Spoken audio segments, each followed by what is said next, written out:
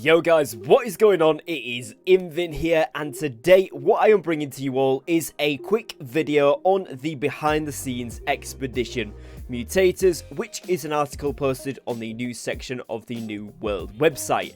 Now what I'm going to do is go through this article and basically summarise what has been said, as well as providing you guys with all of the relevant info that you might find interesting. I know I read through this and I found quite a lot of it interesting and stuff that I didn't already know, which is really cool and it is truly a behind the scenes. So I thought this video would be very cool to keep you guys in the loop with kind of the direction the game is heading in, how they view mutators, and as such how we may receive it in game, and of course what we can expect to see upcoming with this brand new May content update. Now if you guys go on to enjoy today's video and want to see more New World content from myself here on the channel, please do go down below and drop a subscribe with the notification bell on.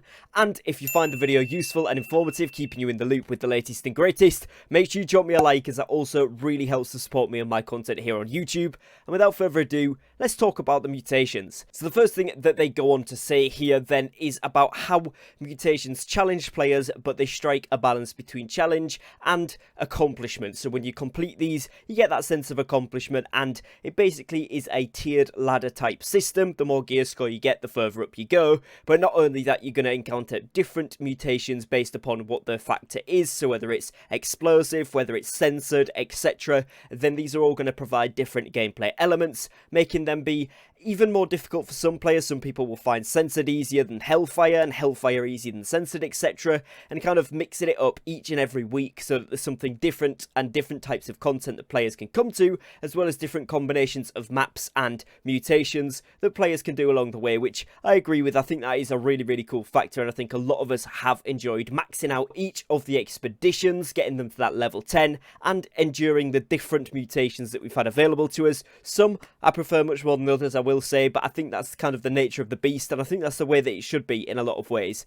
Essentially what they've done here in this article then is spoken to both the New World level designer Darren McKinsey and the New World experience lead Michael Willett about basically their upcoming mutators, and also kind of what the philosophy was behind having these in the game.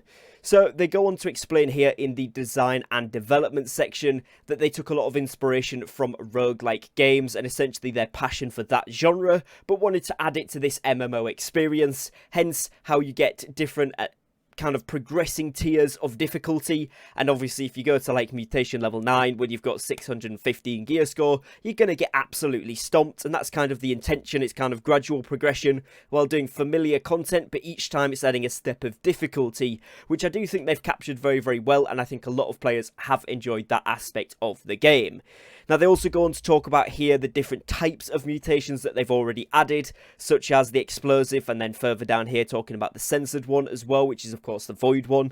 And they also talked about how bringing in communication, teamwork, different team strategies, and kind of the way that you'll position yourselves, such as dodging before an enemy dies with explosive versus waiting for the circles to appear on the void mutation and then dodging out of the way. That sort of thing is kind of mixing it up every single time to keep you on your toes, even if you are someone that's played this a lot of times. And some of us now have completed multiple gold M10s on every single map, but that doesn't mean that you are then going to be able to just walk through every single one with your eyes closed, because it still changes up every single time, even just slightly in terms of positioning where you want to go. With the strategy, of course, that narrows it down a little bit, but you've still got that randomness of what happens within the mutations to keep you on your toes, which again is a great idea, and I think that is what is going to keep these continually being fresh time after time. And some players may want to break from them here and now and come back to them, etc., or they may prefer certain ones or certain maps or certain expeditions, whatever you want to call it. But overall, I do think that this is a great gameplay feature, and I think a lot of players have enjoyed doing it, have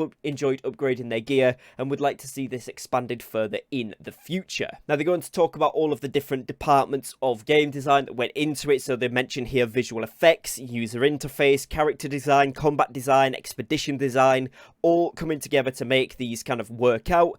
And then they mention the philosophy towards the end of that, which they then go into a whole kind of thing about here, essentially saying that they wanted to make some fun moments for the players throughout the expeditions, like beating certain bosses or certain mini bosses, but also making the experience of the whole thing challenging yet rewarding. Of course, rewarding us with umbral shards, with loot, and with other better type items the further up you get, which we know by now.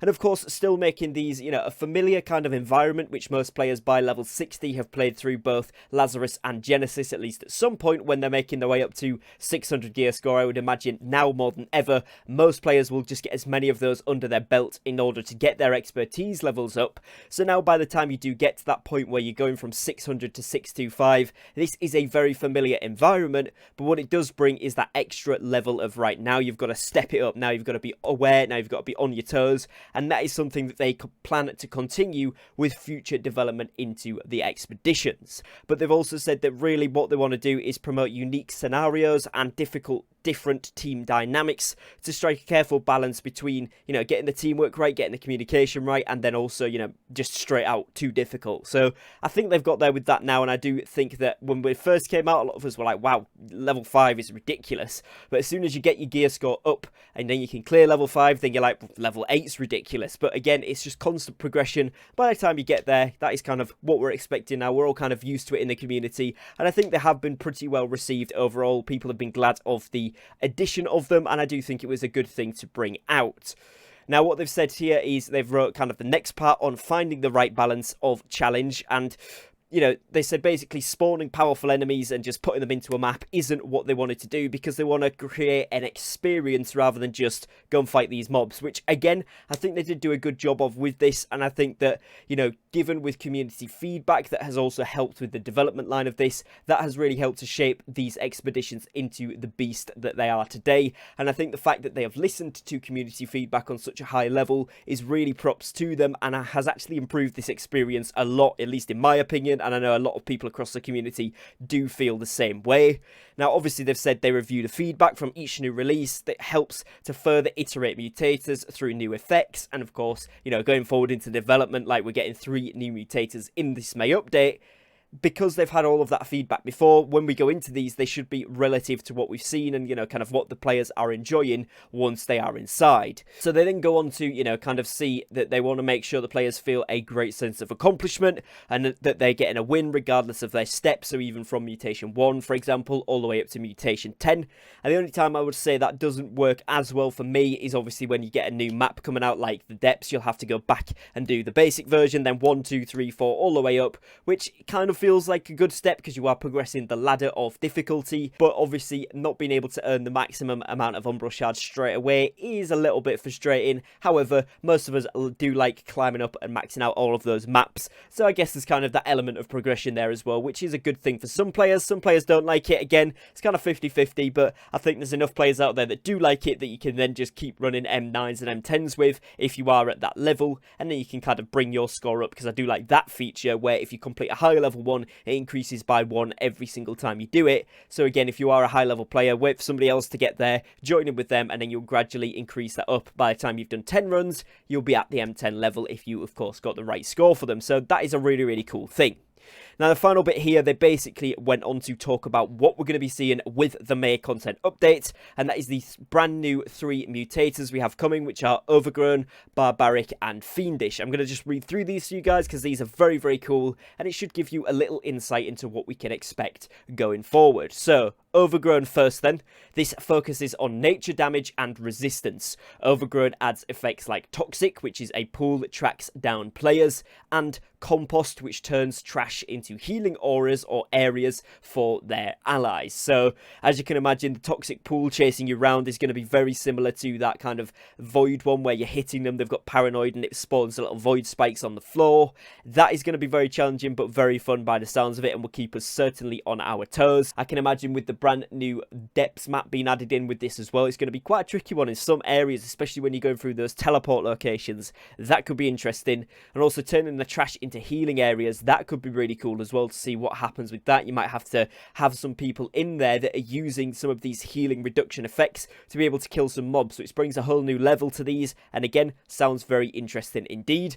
Then we have Barbaric. This one focuses on physical damage. It adds Berserk, which is an enrage effect, and Shattering, which deals stamina damage. So you could see some of these big beefy bosses going absolutely ham with the Berserk. Shattering dealing stamina damage. It's going to be hard hitting on the tanks and anybody else that has to off tank. If your tank does go down, you know, sometimes that's the situation.